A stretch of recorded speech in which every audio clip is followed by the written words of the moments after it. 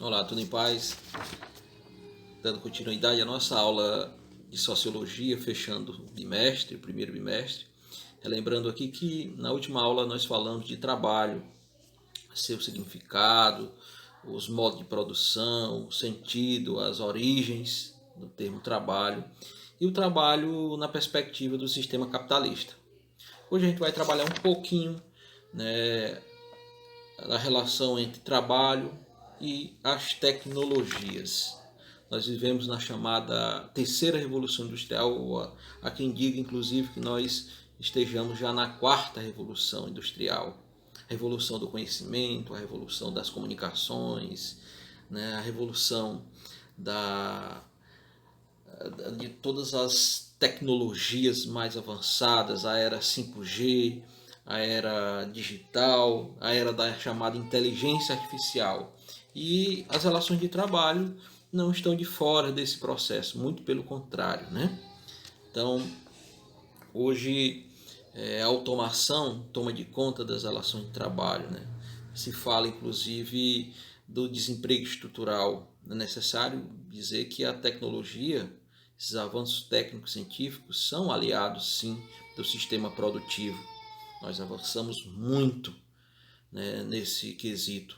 Porém, né, como toda criação humana tem suas vulnerabilidades, e dentre essas vulnerabilidades podemos citar o exemplo do desemprego que a automação tem causado em muitos países. Infelizmente, esse impacto é maior nos chamados países subdesenvolvidos, causando o chamado desemprego estrutural. Mas o desemprego estrutural está diretamente ligado ao nível de educação, de aperfeiçoamento, de qualificação promovido pela educação que esses países mais pobres deixaram de fazer no decorrer de sua história. Então, hoje se fala muito em flexibilização da mão de obra, né? Sem ser necessário, o que seria essa flexibilização da mão de obra? Seria a flexibilização das leis trabalhistas, a flexibilização da carga horária de trabalho, o trabalho home office, né, que agora nesses tempos de pandemia se tornou o prevalecente do predominante, né?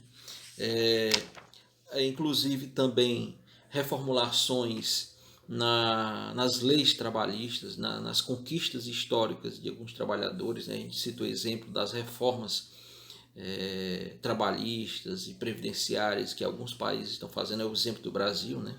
Que nos últimos 2 anos tem governos federais, estaduais e municipais têm proposto, às vezes até de maneira impositiva, de maneira autoritária, as reformas, né, nesses setores, né, que tiram direitos, que acabam sacrificando a vida de trabalhadores, né?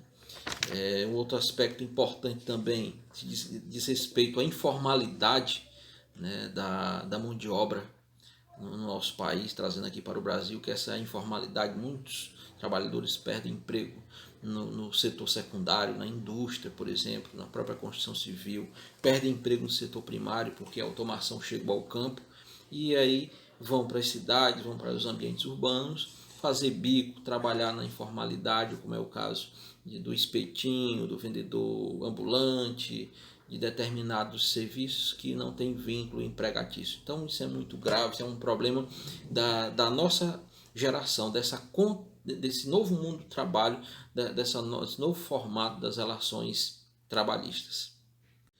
Então, nesse novo contexto do mundo do trabalho, nos tempos contemporâneos, cabe aqui algumas reflexões. Qual o novo perfil do trabalhador nos dias atuais? Qual o papel, por exemplo, dos sindicatos nesses novos tempos, nessa nova realidade do mundo do trabalho? A inserção da mulher no mercado de trabalho. Então são algumas reflexões, por exemplo, começando pelo novo perfil do trabalhador. O trabalhador de 50, 100 anos atrás, o operário clássico, era aquele indivíduo que conseguia um trabalho, passava anos e anos desempenhando uma só função e se aposentava e pronto. aquela atividade monótona, repetitiva, reduzida àquela tarefa específica a qual ele se propunha fazer e pronto. Só que hoje o novo perfil do trabalhador exige uma qualificação permanente do operário, exige o manuseio de uma maquinaria, de uma parafernália tecnológica cada vez mais apurada. Porque, inclusive, para qualquer atividade que se venha a se propor fazer no mercado de trabalho, as tecnologias estão presentes, o computador está presente, os sistemas estão presentes, a máquina, o digital. Então, esses equipamentos eles estão em todas as linhas de produção. E ele precisa ser múltiplo, a exigência é essa. Múltiplo, versátil e permanentemente aberto às adaptações impostas pelo mercado. E por conta dessa flexibilização, de certo modo, essa crise no mundo do trabalho, que não deixa de ser uma situação delicada, né? Os sindicatos, os movimentos sociais em prol da defesa dos direitos dos trabalhadores, de certo modo, eles se fragilizam porque eles precisam fazer acordos com os empresários, precisam abrir mão de alguns direitos para garantir os empregos, para garantir os postos de trabalho. E o movimento acaba perdendo aquela essência de luta, de enfrentamento, né? No sentido da dialética, de conquista, no sentido de reivindicação. Então, esse novo mundo do trabalho, né, nessa correlação de força, acaba tornando o trabalhador, dando a condição precária, né, impondo a condição precária ao trabalhador, é chamada precarização do trabalho. Né? Então, os sindicatos têm esse desafio nos dias atuais, de se manterem vivos e ainda numa batalha ferrenha, manterem algumas conquistas alcançadas no decorrer da história, né? Da história do mundo do trabalho. Olá, tudo em paz? Vou falar um pouquinho sobre cidadania, Estado e política. Cidadania é uma palavra que lembra cidadão.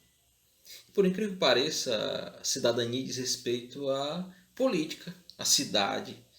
E tem a mesma origem da palavra política, só que a palavra política vem lá do grego. A palavra cidadania vem de cidade, civilização, de cívico, de civita, que é do latim, na Roma antiga, o Império Romano.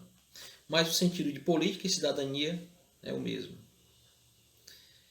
E cidadania diz respeito a direitos, a participação da sociedade nas decisões coletivas. Ser cidadão, uma palavra muito falada nos dias atuais, significa estar por dentro dos seus direitos, dos seus deveres, fazer exercê-los, direitos e deveres. E através do voto, através de uma opinião, através do ser votado, através da cobrança dos nossos representantes, isso é exercer cidadania, isso é ser cidadão. E a cidadania ela diz respeito diretamente à política, né? Como eu disse, as origens são praticamente, o sentido é praticamente o mesmo que a origem tenha sido diferenciado, mas quem tem a obrigação de exercer a cidadania, de buscar essa cidadania, é o indivíduo, é a sociedade, junto ao Estado. Quem é o Estado? O Estado é o governo, os governos nas mais diversas modalidades, seja federal, estadual ou municipal. E o Estado possui o seu aparato de forças e que ele tem uma função, ele tem a função de servir a sociedade, de servir o indivíduo, de servir ao cidadão. É necessário que se aliente isso. E nesse contexto, é bom que se diga que o Estado tem a obrigação, né, que são os governantes, de criar as chamadas políticas públicas, que são conjuntos de medidas, de ações voltadas para o bem coletivo. Ações na saúde, por exemplo, o SUS aqui no Brasil, o Sistema Único de Saúde, é uma política pública que deu certo, mesmo com suas fragilidades.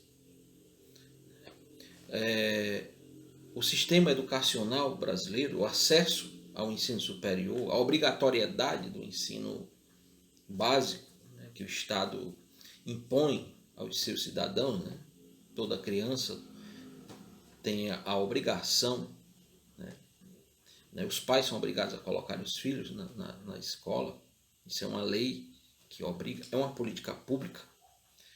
A política de cotas para a entrada dos estudantes de escola pública no ensino superior é um exemplo de política pública voltada para o bem comum. E quem é que executa?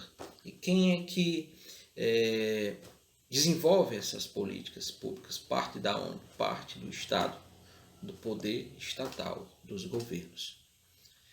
E essas ações elas acontecem através da política. E o que é a política? A política é a arte de governar, é a arte de lidar com os problemas sociais, de resolver os problemas, de apresentar soluções de maneira dialogada com a população, com a sociedade.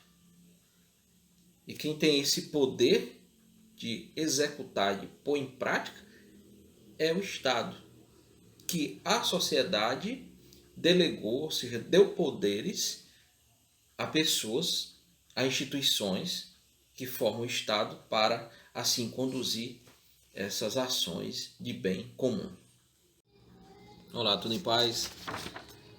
Dando continuidade à nossa aula de Sociologia, fechando o primeiro bimestre. Relembrando aqui que na última aula nós falamos de trabalho, seu significado, os modos de produção, o sentido, as origens do termo trabalho e o trabalho na perspectiva do sistema capitalista. Hoje a gente vai trabalhar um pouquinho, né, a relação entre trabalho e as tecnologias. Nós vivemos na chamada terceira revolução industrial, há quem diga inclusive que nós estejamos já na quarta revolução industrial.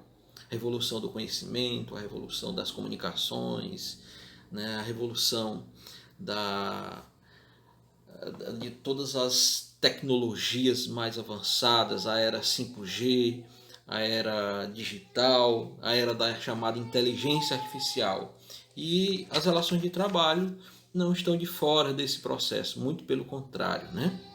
Então, hoje a automação toma de conta das relações de trabalho, né?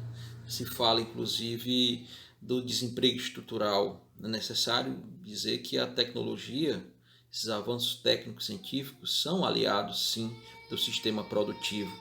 Nós avançamos muito, né, nesse quesito. Porém, né, como toda criação humana tem suas vulnerabilidades, e dentre essas vulnerabilidades podemos citar o exemplo do desemprego que a automação tem causado em muitos países. Infelizmente, esse impacto é maior nos chamados países subdesenvolvidos, causando o chamado desemprego estrutural. Mas o desemprego estrutural está diretamente ligado ao nível de educação, de aperfeiçoamento, de qualificação promovido pela educação que esses países mais pobres deixaram de fazer no decorrer de sua história. Então, hoje se fala muito em flexibilização da mão de obra, né? Sem ser necessário, o que seria essa flexibilização da mão de obra? Seria a flexibilização das leis trabalhistas, a flexibilização da carga horária de trabalho, o trabalho home office, né, que agora nesses tempos de pandemia se tornou o prevalecente do predominante, né? Inclusive também reformulações nas leis trabalhistas, nas conquistas históricas de alguns trabalhadores, né? A gente cita o exemplo das reformas trabalhistas e previdenciárias que alguns países estão fazendo. É o exemplo do Brasil, né? Que nos últimos 2 anos tem governos federais, estaduais e municipais têm proposto, às vezes até de maneira impositiva, de maneira autoritária, as reformas, né, nesses setores, né, que tiram direitos, que acabam sacrificando a vida de trabalhadores, né. Um outro aspecto importante também diz respeito à informalidade, né, da mão de obra no nosso país, trazendo aqui para o Brasil, que essa informalidade, muitos trabalhadores perdem emprego no setor secundário, na indústria, por exemplo, na própria construção civil, perdem emprego no setor primário porque a automação chegou ao campo e aí vão para as cidades, vão para os ambientes urbanos, fazer bico, trabalhar na informalidade, como é o caso do espetinho, do vendedor ambulante, de determinados serviços que não tem vínculo empregatício. Então isso é muito grave, isso é um problema da nossa geração, desse novo mundo do trabalho, desse novo formato das relações trabalhistas. Então, nesse novo contexto do mundo do trabalho, nos tempos contemporâneos, cabe aqui algumas reflexões. Qual o novo perfil do trabalhador nos dias atuais? Qual o papel, por exemplo, dos sindicatos nesses novos tempos, nessa nova realidade do mundo do trabalho? A inserção da mulher no mercado de trabalho. Então são algumas reflexões, por exemplo, começando pelo novo perfil do trabalhador. O trabalhador de 50, 100 anos atrás, o operário clássico, era aquele indivíduo que conseguia um trabalho, passava anos e anos desempenhando uma só função e se aposentava e pronto.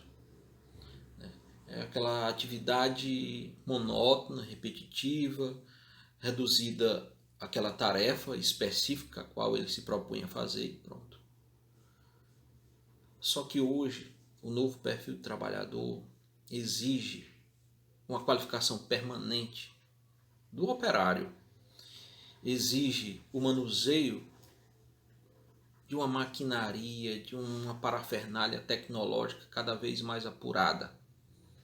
Porque, inclusive, para qualquer atividade que se venha se propor fazer no mercado de trabalho, as tecnologias estão presentes, o computador está presente, os sistemas estão presentes, a máquina, o digital. Então, esses equipamentos eles estão em todas as linhas de produção. E ele precisa ser múltiplo, a exigência é essa. Múltiplo, versátil e permanentemente aberto às adaptações impostas pelo mercado. E por conta dessa flexibilização, de certo modo, essa crise no mundo do trabalho, que não deixa de ser uma situação delicada, né? Os sindicatos, os movimentos sociais em prol da defesa dos direitos dos trabalhadores, de certo modo, eles se fragilizam porque eles precisam fazer acordos com os empresários, precisam abrir mão de alguns direitos para garantir os empregos, para garantir os postos de trabalho. E o movimento acaba perdendo aquela essência de luta, de enfrentamento, né? No sentido da dialética, de conquista, no sentido de reivindicação.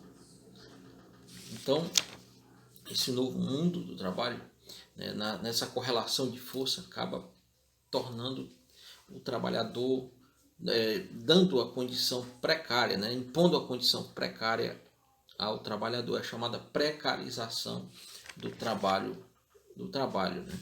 Então, os sindicatos têm esse desafio nos dias atuais, de se manterem vivos e ainda numa batalha ferrenha manterem algumas conquistas alcançadas no decorrer da história, né? Da história do mundo do trabalho. Olá pessoal, vou falar um pouquinho sobre história do Brasil, né? Sobre a Era Vargas. Acho que vocês já ouviram falar em Getúlio Vargas. Foi um líder político brasileiro, né, que administrou o nosso país por alguns anos no século XX. Né?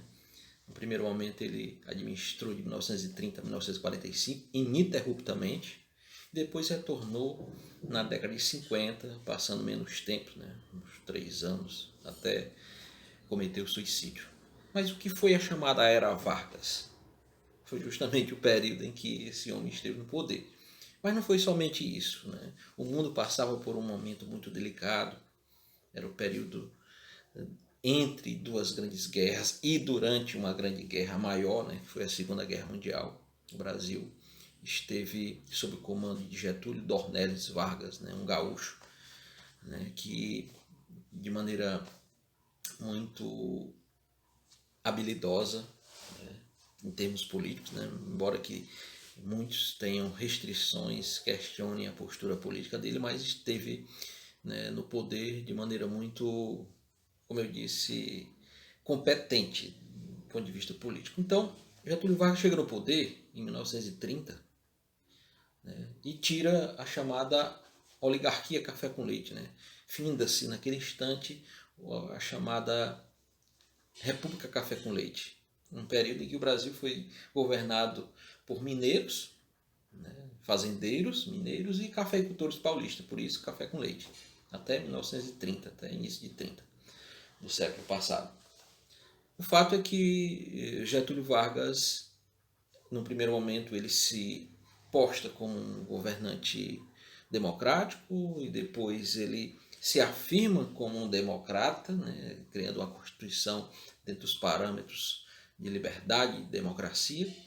E em 1937 ele flerta com o fascismo e ele impõe uma constituição chamada Constituição do Estado Novo. E em 37 e 1945 ele vai administrar o país com um braço de ferro, de maneira ditatorial. Mas isso do ponto de vista político. Do ponto de vista econômico, o Getúlio Vargas ele vai dar um novo direcionamento à economia brasileira. A economia brasileira começa a sair daquela estrutura agroexportadora, agrícola, agrária, e passa por um processo de industrialização. Né? Então a industrialização e a urbanização estão muito presentes nesse processo na década de 30, 40 no Brasil. E o Getúlio Vargas vai ser um dos protagonistas desse fenômeno econômico, né, que o Brasil passou a vivenciar. O fato é que a economia brasileira passou por essa transição movida pelas ações econômicas do governo Vargas. Né? Nasce uma nova elite econômica brasileira, a elite urbano-industrial. O Getúlio Vargas vai ser esse grande entusiasta. Embora que, como eu disse, em determinado momento, de 37 a 45, o Brasil entra na Segunda Guerra Mundial, mas existe uma proximidade, por conta dessa postura política de Getúlio Vargas, com o fascismo italiano, né? Com aquelas estruturas conservadoras, autoritárias, que o Vargas acabou praticando no Brasil nessa época. Ok?